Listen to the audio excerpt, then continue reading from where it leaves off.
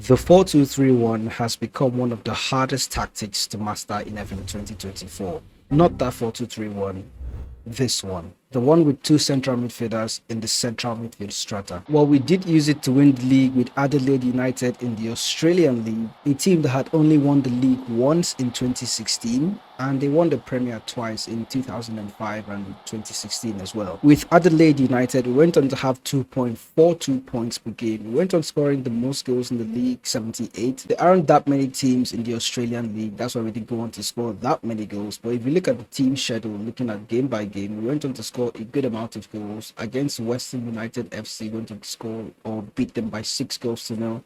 We did go on to beat Wellington Phoenix by 4 goals to 0. And of course, it's not a perfect tactic because I know that the 4-2-3-1 with central midfielders in that strata is sometimes very difficult to work.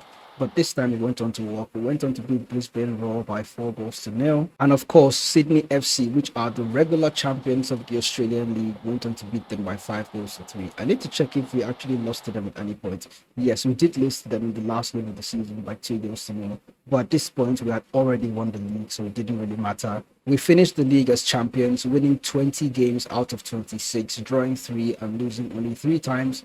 We still have the final series coming up. I think that is where the Premier actually turns out. But we did get knocked out from the Australian Cup in the second round. But at that point, I kind of just focused on the league.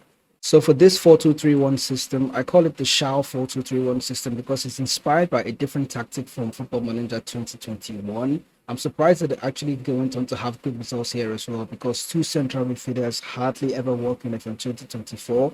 But we somehow found a way to get it to work here. Looking at the goalkeeper's instruction, what the goalkeeper is asked to do is to actually take fewer risks and, of course, tackle harder. The back four, instead of using the fullbacks that were used to in most meta tactics, we have two wing backs on support duty. The wing back on the right hand side, he's going to shoot less often, sit narrower, tackle harder, and mark tighter. And then the wing back on the left hand side, he's going to do the exact same thing, shoot less often, sit narrower, mark tighter, and tackle harder.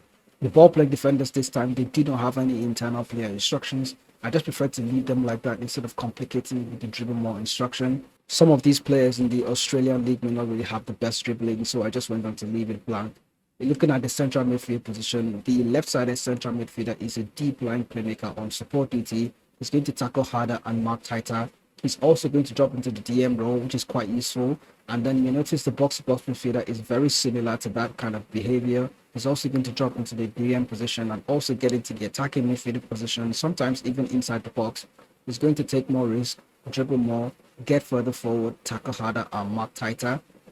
For the attacking midfielder, you have an attacking midfielder on attack duty, taking more risk, roaming from position, and tackling harder. He's going to be the one orchestrating and trying to create chances for the team. He's going to move around a lot. That is why the roaming instruction is selected for him. For the inverted winger on attack duty, he is going to be playing on the right. He doesn't have any additional instructions selected for him. He's just good as he is.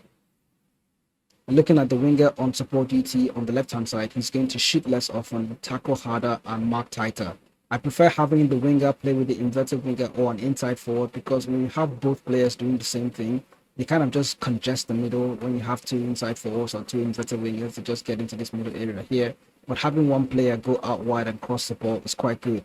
Now, the harder role for me to fill was the advanced forward because the striker I had here in Adelaide was a target forward. The advanced forward doesn't have any internal player instructions for him. It's just the same way it is, moving to channels. Just be a smart striker, and that was enough. Now, moving into the team instructions then, the general mentality for this system is positive because we're going to have to play with a very high tempo. So going extra attacking wasn't really necessary. The attacking width is going to be fairly wide. You're going to ask the team to pass into space, but also playing out of defense and looking for the overlaps on the left and on the right hand side.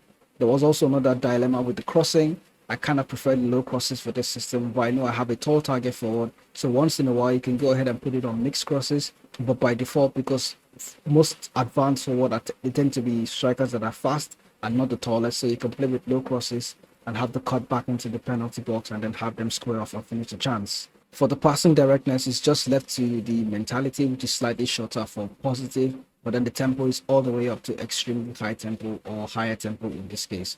The team is also going to run at defense, and then if we look at their transition phase, we're also going to distribute the ball to the fullbacks, only playing counter and counter press instruction for the team. Now, when the team is out of possession, we're going to play with a high press and a high defensive line. Not much higher. We're not going to try to compress this space because the two players that we selected here, which is the DLP and the box-to-box midfielder, they will still drop into the DM position. So there was no need to push the defensive line very high to try and close up that space. It's not really necessary. Looking at the team's pressing, we're going to play with much more offensive press. We're also going to prevent the short goalkeeper distribution and try to force the goalkeeper to play it long. And then we're going to try to win it in the air. The team is also going to get stuck in and try to hassle the opposition and win possession back. So that is how I was able to get the 4-2-3-1 with two central midfielders that actually work on Football Manager. Do let me know. I'm going to put a link in the description so you can check out this tactic and also try it out for yourself in other leagues. It worked out for me in Australia, but we'll see how, or you can check how it actually works out in the top leagues. Maybe it's actually just as good. Let me know. And if there are other tactics and other shapes you would like to see me play tactics about, do let me know in the comment section as well. And I'll see you in the next video.